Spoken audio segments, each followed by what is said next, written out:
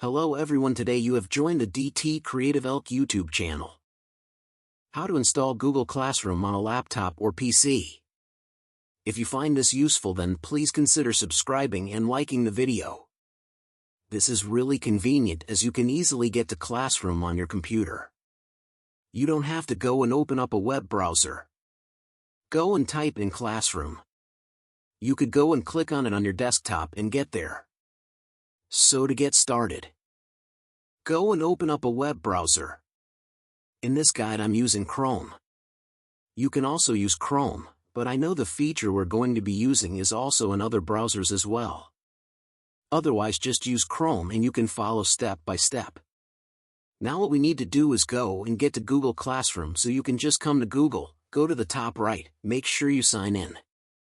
Click on Google Apps and then you can scroll down here and go and find Classroom and go and click on it. Then once you're on Classroom you need to head to the top right and you want to click on the three dots come down the list and go and find the option car save and share, and then you should see the option install Classroom.